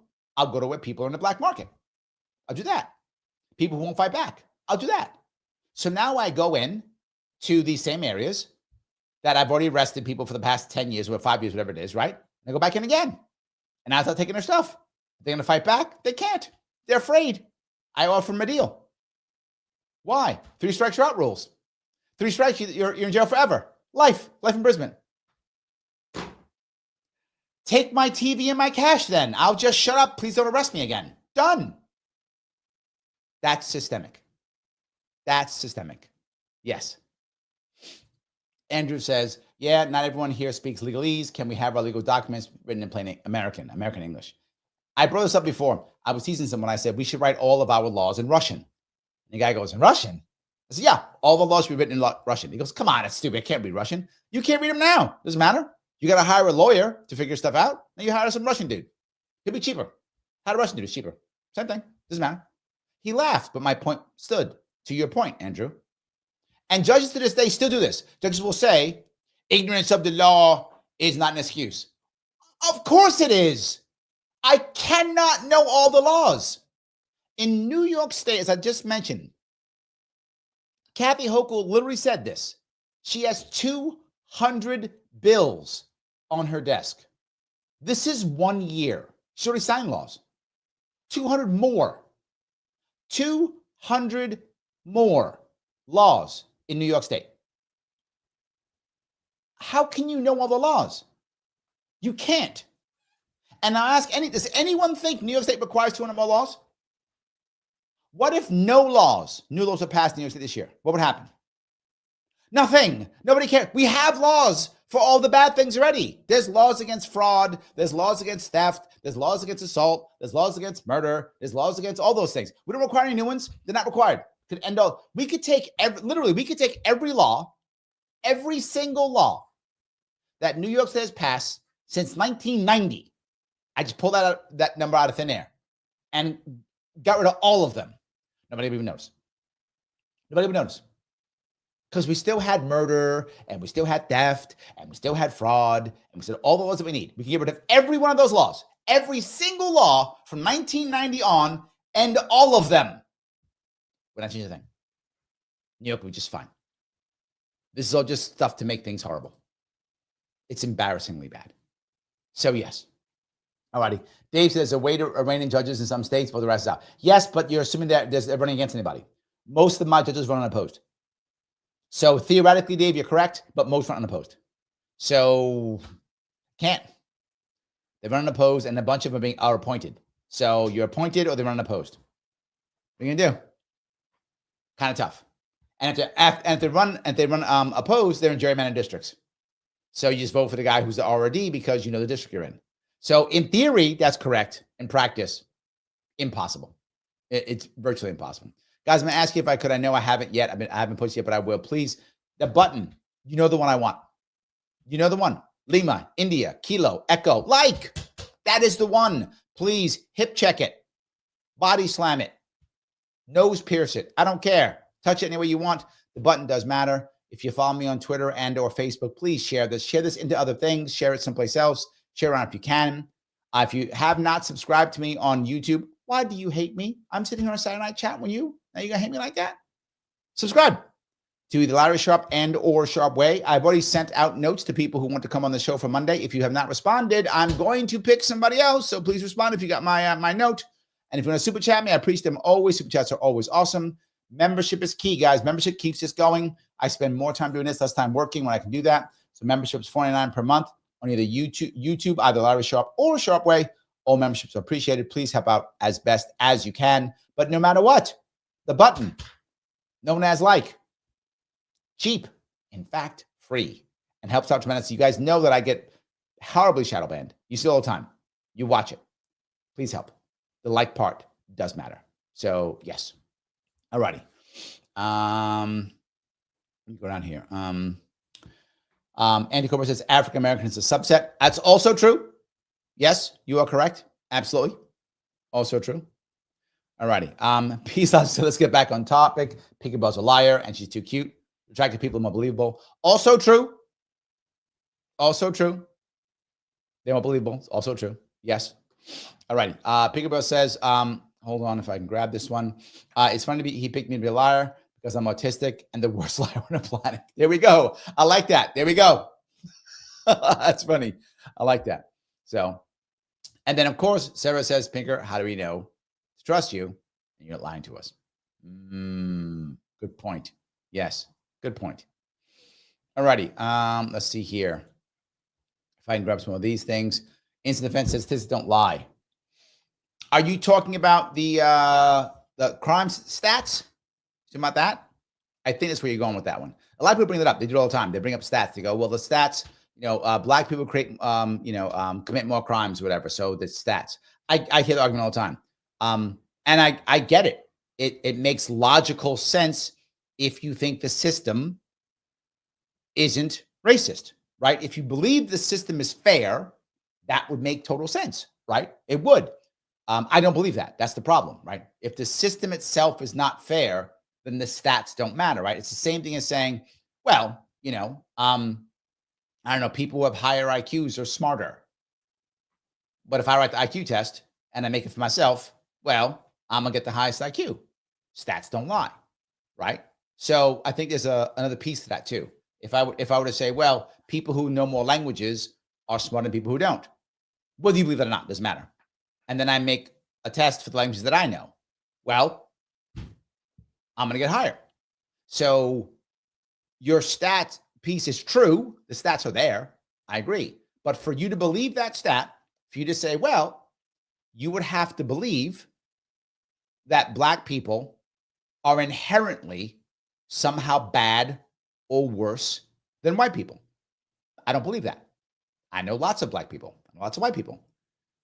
A lot of them are bad. A lot of them are good, and everything in between. And if you look at actual actions of these people, actions of all these people, the actions are the same. When they do surveys, when they see what's happening, you find that white people sell drugs at the same percentage of black people. They do. White people are as conservative as black people are by percentage. They are. White fathers who aren't in prison spend as much time with their kids as white fathers do who aren't in prison, right? The same thing. So you would have to believe that they are inherently bad. If you look at actions and activities, those stats, my friend, also don't lie. Those stats are there. And you can find them if you care. You can find them. Those stats are there. Those stats also do not lie. And they show that by activity, we're far more similar than you would think. Sarah, thank you for the $10. Help me understand why the right. Oh, wait. Did I blow that already? Hold on.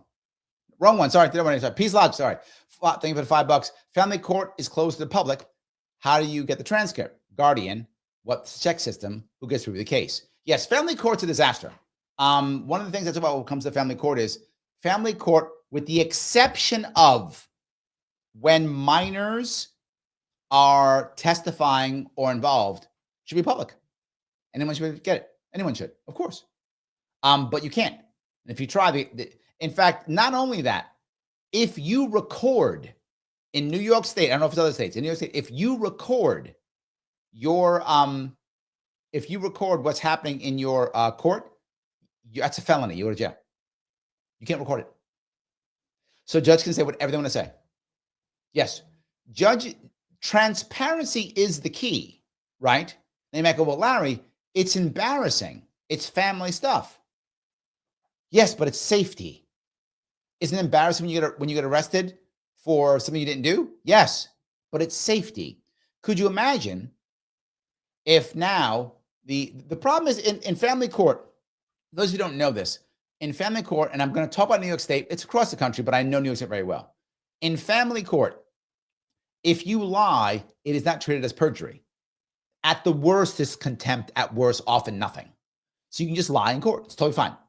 And many of the attorneys will not tell you to lie, but they will encourage you to say certain things.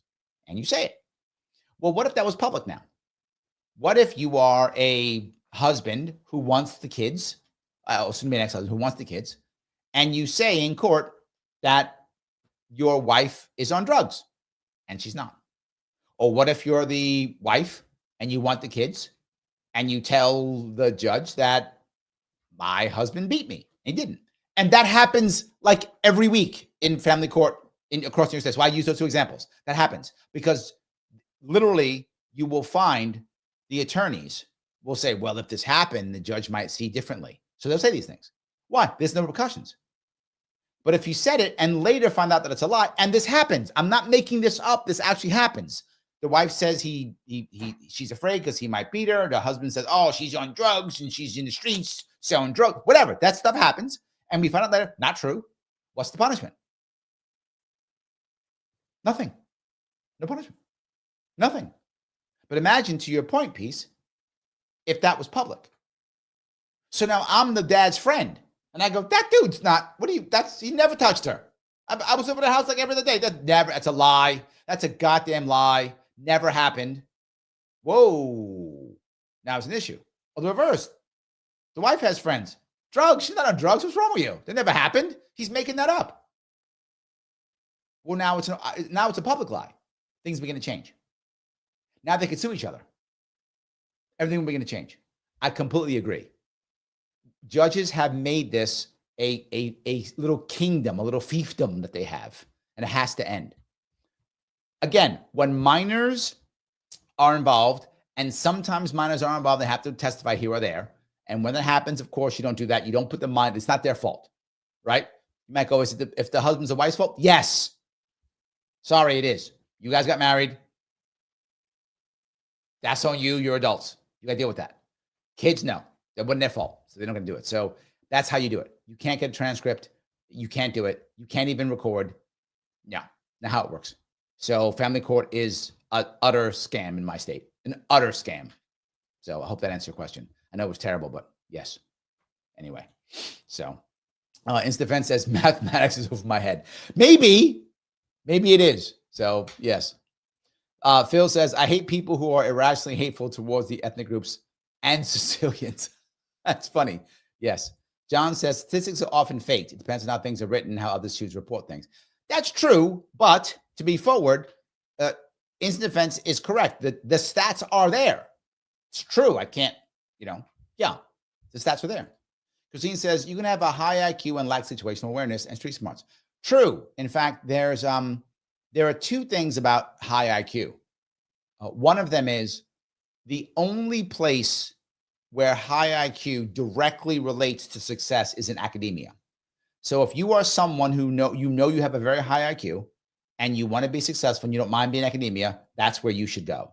Academia and high IQ, almost always it's direct, right? It's all about that. If you have a high IQ, you will probably, the odds are very high, you will do very well in academia. If you're not in academia, high IQ does not help you. I don't mean to be mean, it's just true. Other areas of the world, in fact, for business and such, generally speaking, about the best IQ is around, depending on who you talk to, is around 135. It's 130, 140, 135, 130 in that area. Why? Because you're smart enough to be above average, but you also can communicate well. And you have the opportunity to communicate well. People who have high IQs have a tendency to not communicate well. It's one of the reasons why I work in tech, law, and finance, because my consulting is in communications, and many people are very smart and they communicate terribly. They are worried about accurate communication, not effective communication, right? So I try to help them to be effective communicators, not accurate communicators. And when you start to lead, accuracy doesn't matter anymore, right?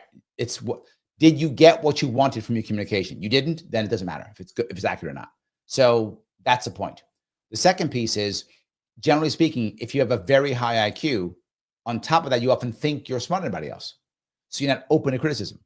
I'm the smartest guy in the room, Christine. So obviously I'm right. That's how I think. But if I got a lower IQ, right, which is still a high IQ, but compared to a genius, right, you have a lower IQ, you might go, I could be wrong on this. All right, let me listen. Well, Christine, what you got to say? You could be right on this one. Tell me, Christine, what's going on? And of course, you're better at that too, right? So that becomes better. And the last part is the number one indicator of success in business and life in general is actually a thing called grit. Grit was coined by, oh God, I forgot who coined that phrase. One of the social psychologists coined that phrase. I forgot which one did. Grit, which is the idea of perseverance. Perseverance, basically the idea to out-hustle, is actually more important than IQ and intelligence. So someone can be smarter than you, Christine, but will you out-hustle them? And even if you don't have high street smarts, if you are persistent, You can learn from your errors. You can screw up, fall down, and go, okay, that didn't work. I wasn't street smart at all, but I learned that didn't work. Don't do that, but keep going. And you out hustle the guy or gal who may be smarter than you, who may have a higher IQ. So unless you're in academia, if you're in academia, Christine, and someone has a higher IQ than you, odds are they're going to beat you. That's the odds. But if you're not in academia, it doesn't really matter. You can get around it with grit and also with good communication skills. Those two key pieces: grit, good communication.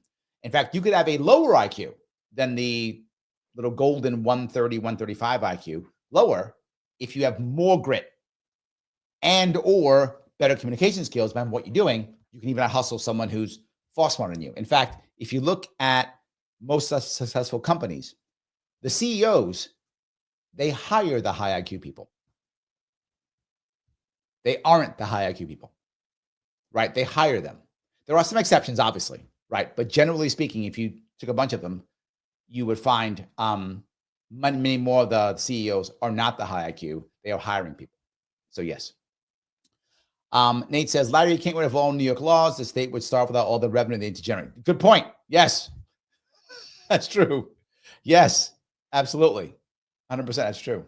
So, all righty. The AC says, reminds me of how I was hanging with my homie Luigi.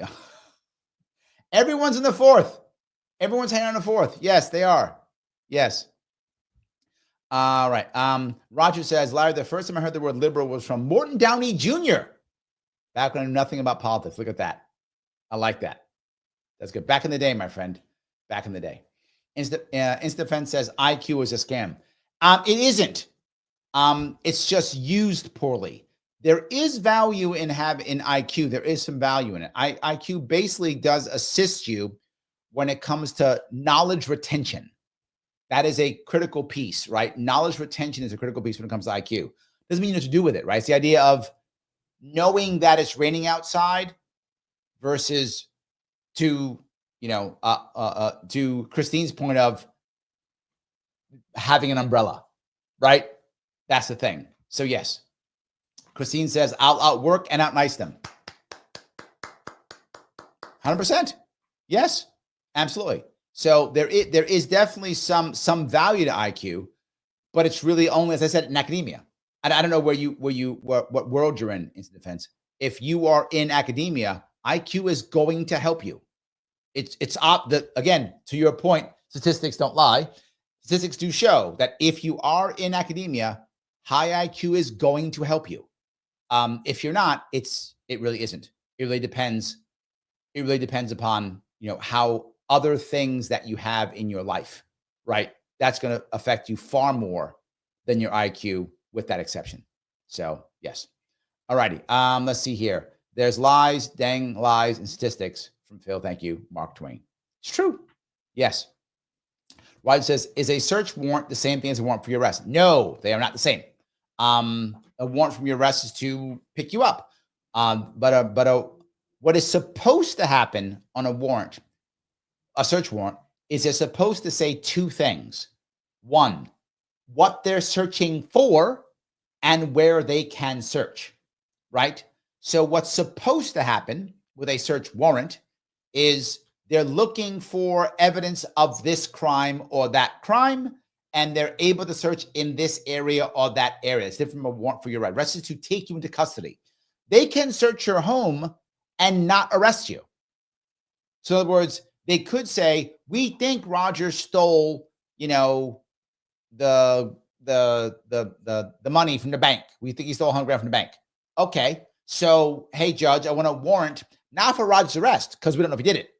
But we think he did it, and here's our probable cause. We got 3 witnesses say they saw him at the place, and that, at his house, he was counting the money, and he put it in his kitchen, right? They go to the judge and go, hey, we want to search his house. We're searching for money, and we can search in any place that can hold $100,000. And the judge goes, okay, yes, go search his house. Now, if they find the money, they can arrest you. If they don't find the money, they can't. Now, in theory, for that kind of search warrant, if they find something else, can they arrest you for it? This depends. Generally speaking, they will, whether they can or not, right? But so they're going to go in, they're going to look in places unless it's unlawful. For example, if they open up your cupboard, well, you could put $100,000 in the cupboard. That's okay. You can do that. And they find a pound of cocaine. They can arrest you. But say they unscrew your salt shaker and inside that they find cocaine.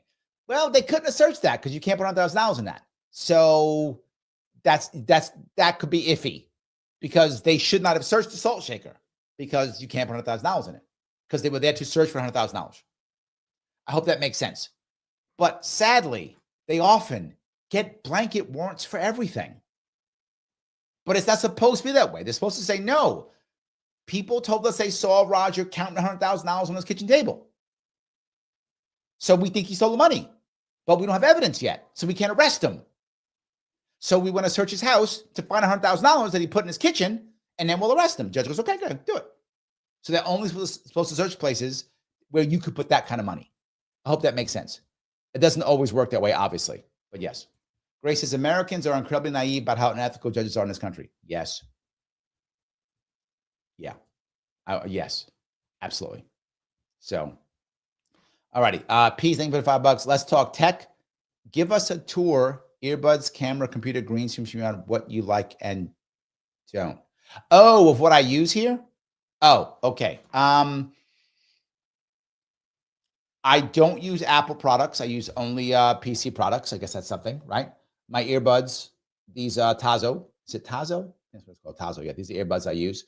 I don't like headphones. I think headphones look dumb. It's my personal opinion. People love headphones. People use all that. I think they're dumb. I don't require them, right? So headphones are only in case something else happens on my computer, so I hear the things.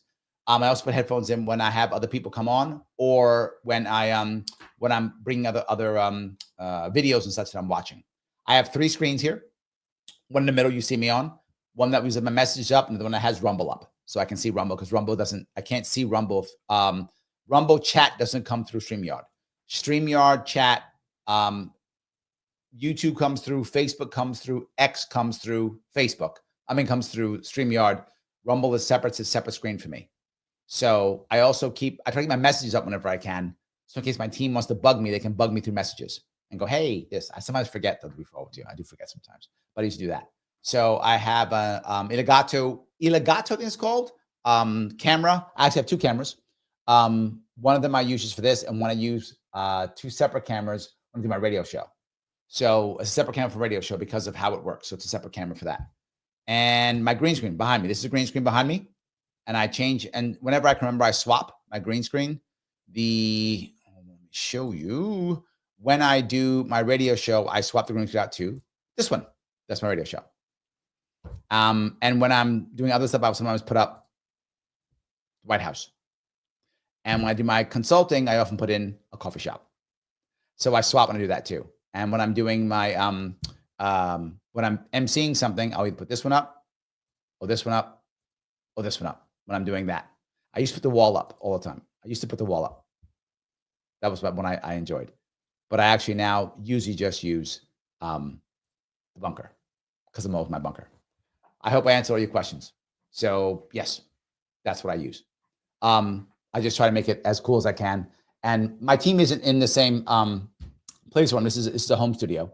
So they often will reach out to me via message whenever possible. My message doesn't always work though. I should be checking it now. Yes. But I used to get my messages open. Yes. So yes. Mike is teasing me right now. He says, like you ever pay attention to team messages when you're on? I had it down. Sorry. He's not wrong. I just turned it back on now because I forgot about it. Like I said it and I actually forgot about it. I just turned it on just now. And now Mike is already on my ass. So yes, immediately he gave yes. So anyway, thank you, Peace. You got me in trouble. Thanks. Got me all in trouble. Now my team's mad at me. There we go. All right. Kristen says I want a green screen. Well, actually what I did was I literally took the green and I tape it to the ceiling. And to make it clean, I actually I took a steamer and I steamed it to make it clean. And I have 4 lights.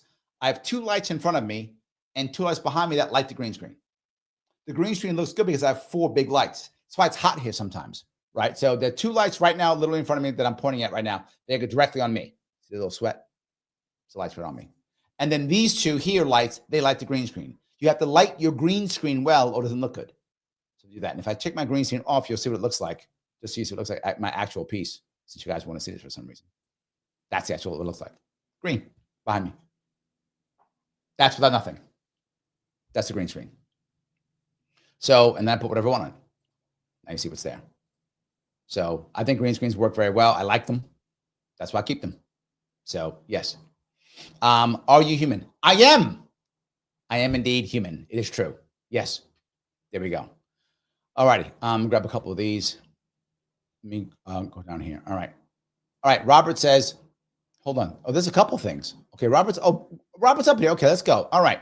Let me keep going. Robert says, I disagree with one point you made. Both individuals and systems can be racist. One doesn't have to be false or to be true. Or do you think people are talking about race incorrectly? Okay, let me be clear. Maybe I was not clear. I'm glad you brought that up. I wasn't saying that there aren't racist individuals, but that's not what many people who lean left are saying. They're saying Americans are racist. That is utterly not true. Are there Americans who are racist? 100% that's true. To your point, Robert, of course racists exist. Of course they do. But it is nowhere near the amount that we act like everybody walking around is racist. No, but is there a small percentage of Americans who are racist? Of course. There's a small percentage who are misogynistic, and all the ists and phobes exist. But to say it's somehow broad or even majority or not even a small minority, it's just, again, I'll tease instant defense. The data is in. It's just not true. So yes, and the problem with this is, and I'm glad you brought this up.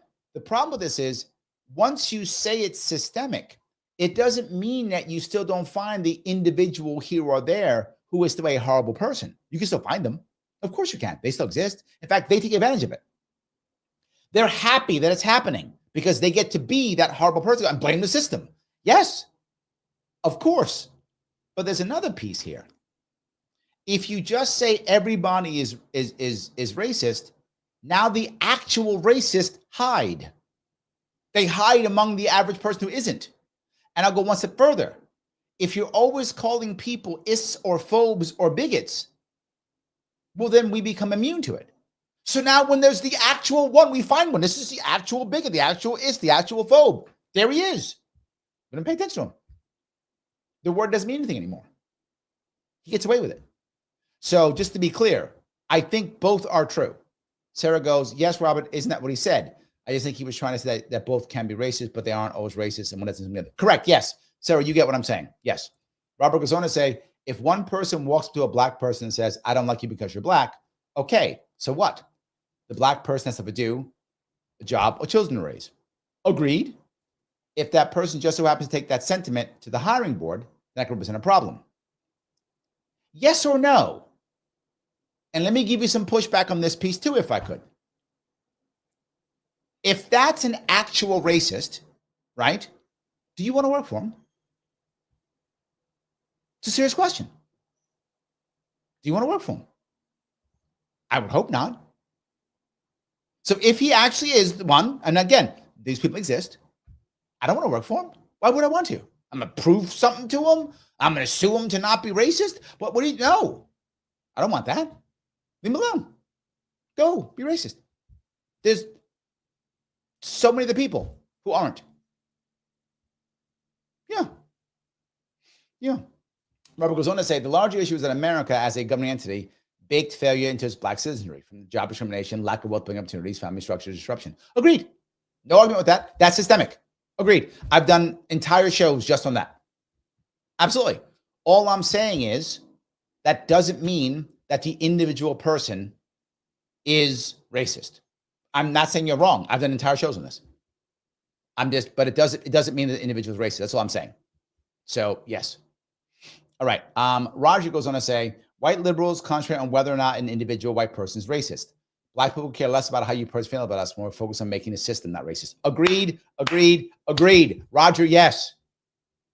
Roger, to Robert's point, if some guy thinks he doesn't like me because I'm darker than him, okay, like, I think you're stupid, but fine. You can say that. You can do that. Okay. I'm worried about I'm worried about it's 1955 and I came back from World War II and I've been home for 10 years and I can't get a loan to get a house, so I got to rent still from the white man because everybody else gets to buy a house because the federal guidelines literally say there can be 0 black people to get the loans. Again, I'm not making that up. Literally, the guidelines said you can have, I think it was 30% Jews and Catholics. They were okay. You can have some Jews and Catholics. Some of them, they're all right. They didn't like Jews and Catholics either, but you could have some of them in your neighborhood. And this is federal guidelines. There are documents that show this to be true. I showed them on my 2019 Juneteenth show. I showed the documents, but 0 black. 0. Yeah, I'm worried about that. I don't care about you calling me a name. I'd like to be able to buy a house, and the federal government would stop me from doing it. Even though I'm a veteran, I'm supposed to get it, but I don't get it. That's what I'm concerned about, right? You find guys say things like, well, what about bad credit? Well, yeah, because the credit scores were all anti-black. Again, this was documented. I didn't make this up, documented. And then when it ended around in the late 70s. Well, yes, it's true. They now stopped saying, I'm not going to, say no to your loan because you put African American or black down. I'm not doing that anymore. I'm just going to check your credit score. Where's the problem? For the past 50 years, if you were Catholic or Jewish or white, or however they decided white was, whatever that rule was, the government decided that. The government decided the difference between Catholic, Jewish, and white. The government said that. We didn't say that. The government did. Again, federal guidelines. If you were that, you still had, since World War II, 1945, so you had 30 years of credit.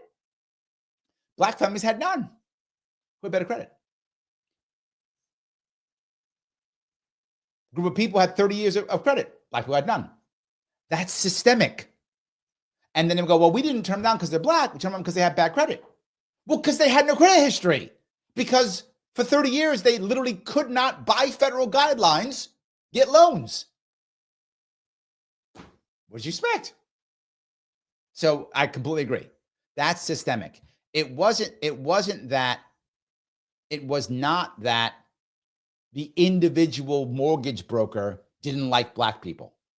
The individual mortgage broker didn't care what color somebody was. I mean, I'm sure there were racist against racist people. I'm sure there was a mortgage broker who was racist. I'm sure there were. But the average one didn't care. They were like, I'm getting a cut of your mortgage. I don't care what color you are. Done. Just done. Right? But then when the federal government says, no, if you do that, you can't get this or can't get that because you can't have any black people on that list. Oh, then they go, no. That's how that works. That's it. So anyway, that was my point about that. So the AC says that's like the whole thing with anti-Semitism. Real anti-Semitism was you can't go to college or be a doctor or a lawyer because you're Jewish. That's real anti-Semitism. Yes, that's correct. I don't like you because your religion. That sucks, but you can be fine. It's fine. But when you can't go to college or you can't do, yeah, that's yes. So anyway, I yapped away on that. We went way down a weird road from where we were going, didn't we? So anyway, this goes back to one of the earlier things that Torrance said. Just be okay talking about race. It's okay. It's fine. You talk about it. It's fine. It's fine. Peace. Thank you for $2, my friend. Can we simplify racism to stupidity? I'm going to quote. Hold on. Haven't done them in a long time. The quote is, if I get it right, can I get the quote right? It is, without government, racism is just a bad idea. Is that right? Yeah. Eric July, by the way, is the guy I'm quoting. Eric July, libertarian out of Texas, friend of mine. That's his quote.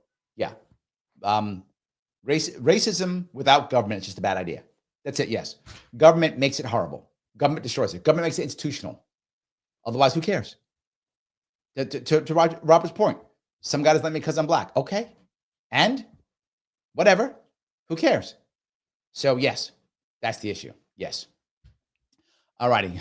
Sarah says, well, the bunker is a green screen. Pinker isn't a liar. It's Larry. I am. It's true. Mastermind Humor says, good quote. I do like that one too. Eric July is pretty smart. There's a lot of good stuff. Guys, I'm asking one more time. Please click the button known as Lima, India, Kilo, Echo. I'm trying my best to give Mike Voss PTSD. So yes, Lima, India, Kilo, Echo, like, that's the one. Please click it. It is free. It helps tremendously. I know I bug you. I bug you because I get shadow banned constantly. So please help me out. If you are on Twitter or Facebook, make sure you like it, but not just that, also share it. Put it into a Facebook group. Share it on YouTube, whatever the case may be. Also subscribe and or follow me. If you haven't followed me, please do so. If you're not sure if you follow me, do it again. Do it again. Doesn't really matter. Subscribe. YouTube decides you're a bot and unsubscribes you. So resubscribe. And thank you all for the super chats. It does matter. For those of you who want to, please become a member. Membership is very important. It's very helpful. $4.99 per month. The more members we have, the better. And I have already reached out to people for Monday's show. If you don't respond to me today, I'm going to pick somebody else by tomorrow. So some of you have not responded yet, which means you don't want to be on. It's okay. But just know you did say you want to be on. If you don't want to be on, no worries. I'm going to pick somebody else. So please make sure you respond as I asked to make sure that happens. It is good. All righty. Let me keep doing this. Good quote. Yes. Eric July is legit. Yes, absolutely. And he is. Go ahead and make me suffer. I'll chat more. Yes. I like doing it. That's funny. I do appreciate that. Call me a libertarian. Larry, how are you? So happy to see you. Absolutely. And Sarah says, claiming racism constantly is part of a cancel culture because it stops conversation in their tracks. Yes, but, I'm going to give a big but here. You're right, but this is good and bad. You're right, but I think it's changing to where people are kind of bouncing off. Now, that's a positive thing to stop cancel culture. That's the good part. The bad part is now I feel like now some people who actually are the bigots are going to get away with stuff now. That's the backlash part, right? Because they do exist. To be very clear, they really are a small part of our population. And those guys will get away with some stuff. But again, overall, it'll be better. Liberty asks, will I be live streaming tomorrow night? I wouldn't probably not be. Chance, but probably not be. I've been a separate show out of Rochester tomorrow night. I did an event today. I did a press hit today, and I will do another one tomorrow at in the evening out of Rochester. So I probably will not be on tomorrow night, but I will be on Monday night with members. Will be here 100%. If you want to be a member, if you want to be on, let me know. I will have you on Monday night. And Tuesday, I have a special guest. And Tuesday, we'll also have my 1 p.m. radio show also. So 3 shows Monday and Tuesday, all shows all the way up through Thursday. I will not have a show next Friday, though. I'll be in Philadelphia and then D.C. over the weekend. So I'll be out a bit over the weekend, taking my daughter with me. By the way, my daughter now has a driver's license. She'll be driving. Scary. Anyway, guys, thank you so much for this evening. I appreciate everything you guys are doing for the show. I appreciate it. Please, once this is done, put a comment afterwards. I will respond to them, and I will see you all